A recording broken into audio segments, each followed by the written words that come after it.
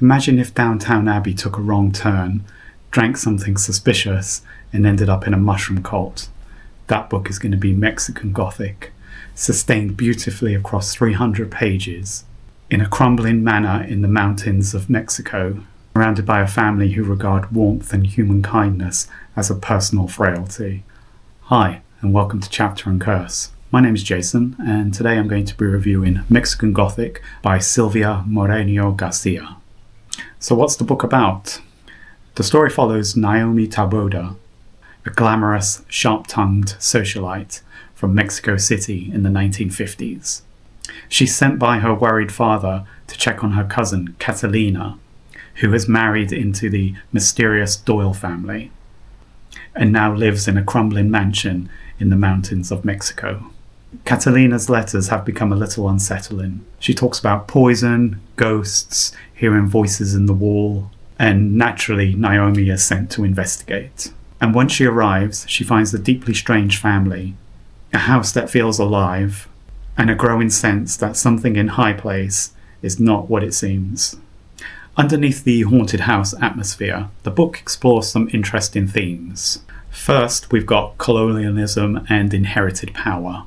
The Doyle family are British outsiders who have inserted themselves in Mexican society. There's also a strong thread of control over women's bodies and their autonomy, particularly in how the family treats Catalina. You see it with Naomi and how she's treated, but it's very subtle with Catalina. And finally, there's the theme of decay. Not just physical decay, but a moral and generational rot. And the house itself, High Place, becomes a symbol of this. Think less ghosts rattling chains and spirits appearing in the middle of the night, and more something ancient growing beneath the floorboards and hidden within the walls. So what worked? Well, I actually enjoyed the novel. It's a very short one, it's only 300 pages. Silvia absolutely nails the Gothic atmosphere. We've got foggy mountains, mould-in wallpaper, strange dreams, locked doors, and a house that feels like it's quietly watching you. Naomi herself was a good protagonist. She's clever, stubborn, glamorous, and refreshingly unimpressed with the Doyle's shenanigans. Instead of fainting dramatically like a Victorian damsel in distress, she tends to confront it head on. And Silvia does something unusual with the Gothic element of it. Instead of purely leaning into ghosts and the supernatural, she introduces a very strange biological entity that makes the story feel fresh and original. So what didn't work? Well, I felt the pacing was off. The first half of the book is a really slow burn, which some readers may like, some may not. I do enjoy a slow burn, particularly if it builds up to a great ending. However, about halfway through, the revelations start coming thick and fast, and as I'm trying to keep up with them, I felt like our protagonist Naomi was getting knocked left, right and centre.